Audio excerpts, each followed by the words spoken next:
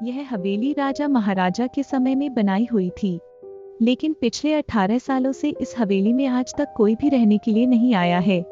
इच्छा होने पर भी इस हवेली में कोई भी नहीं रह पा रहा था, क्योंकि लोगों का कहना थी कि इस हवेली में भूत प्रेत का साया है। जब अजीत सिंह को इस हवेली के बारे में पता चला तो उसने तय किया कि वो इस रहस्य को जानकर ही रहेगा, क्यों लोग इस हवेली में नहीं रह पा रहे हैं। उसने मजबूत इच्छा शक्ति से हवेली में रहने की पूरी तैयारी कर ली। जब उसने हवेली के अंदर जाने के लिए पैर आगे बढ़ाए तो दरवाजे पे किसी अनजान व्यक्ति ने उसे रोक लिया और नजदीक जाके बोले, कौन हो आप और किधर जा रहे हो? अजित सिंह ने जवाब देने के बजाय उसने सामने सवाल किया, जी आप कौन? मेरा नाम अर्जुन सिंह है और मैं यही पास में ही रहता हूँ।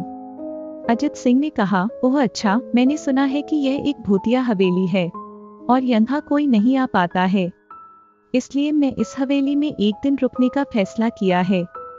अर्जुन सिंह ने कहा, जी हाँ, आपने सही सुना है और आप भी अंदर मत जाइए, मेरी माने तो आप भी वापस लौट जाइए, यहाँ बहुत खतरा है।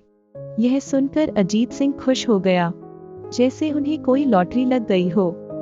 अर्जुन ने उसकी खुशी को देखकर बोला, आप क्यों खुश हो रहे हो? आपको तो भूत का नाम सुनकर डर लगना चाहिए। शायद आपको पता नहीं होगा कि मैं भूत प्रेत में काफी दिलचस्पी रखता हूँ।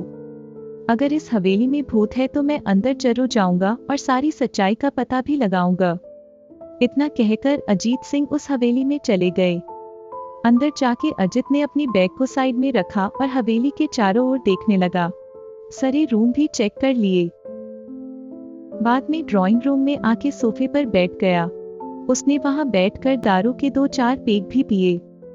वहीं अचानक उस रूम में लाइट का एक बल्ब चालू बंद होने लगी, लेकिन अजीत ने उस पर ध्यान नहीं दिया। थोड़ी देर बाद दूसरा बल्ब चालू बंद होने लगा, फिर तो हवेली की सारी लाइट चालू बंद होने लगी। यह सब देखकर अजीत अपनी जगह पे खड़ा हो गया और संपूर्ण सावचेत हो गया। अचानक उसके सामने एक छोटा टेबल हवा में उड़ने लगा। करीबन 6 फुट हवा में ऊपर जाके गोल गोल घूमने लगा और बाद में अजीत की ओर तेजी से आने लगा। अजित ने तुरंत ही अपनी जगह बदल दी और दूसरी ओर चला गया और वो टेबल वहीं जाके गिरा जहां अजित खड़ा था। अजीत कुछ समझ पाता उतने में सोफे की शीट उसकी ओर आने लगी। वो जल्द खड़ा हो गया और छलांग लगा के दूसरी ओर कूद गया, जिसके कारण सोफा दीवार को टकराया और अजीत बच गया। अचानक सब कुछ शांत हो गया। अजित ने चारों ओर सतर्कता से देखा और बड़ी आवाज में बोला, तुम जो भी हो सामने आकर के बात करो। वहीं एक बड़ी परछाई उसके सामने आई। अजित ने उस परछाई को देखकर बोला, कौन हो तुम और क्यों मुझे मारना चाहते हो? परछाई, तुम्हारी भूल के कारण। अजित, मेरी भूल? मैंने कौन सी भूल की? परछाई, इस हवेली में आने की भूल। मैं किसी को भी इस हवेली में खुश नहीं देख सकता। अजित, लेकिन क्यों? वो परछाई ने जवाब दिया, आज से 18 साल पहले इस हवेली के मालिक ने मुझे यहीं पे ही मार डाला था। मेरी कोई गलती भी नहीं थी। इस कारण की वजह से मेरी आत्मा इस हवेली में भटकती रहती है। मैं किसी को भी इस हवेली में नहीं रहने दूंगा, क्योंकि इस हवेली में मेरा खून हुआ था। इस हवेली में जो भी रहने के लिए आएगा उसकी मौत होगी। अजित ने कहा, मैं तुम्हें अपने असली रूप में देखना चाहता हूँ। तुम्हें मारने से पहले मैं तेरी यह इच्छा अवश्य पूरी करूंगा। और उस परछाई ने एक भयानक दरमियाना रूप ले लिया। उसका चेहरा इतना भयानक था कि अजीत भी एक क्षण के लिए डर गया था, लेकिन दूसरी ही क्षण में उसने अपने आप पर काबू पा लिया। बाद में इसने अपनी जेब में से सफेद पाउडर निकाला और उस भूत के पर फेंक दिया। भूत के पर पाउडर पड़ते ही वो जलने लग गया।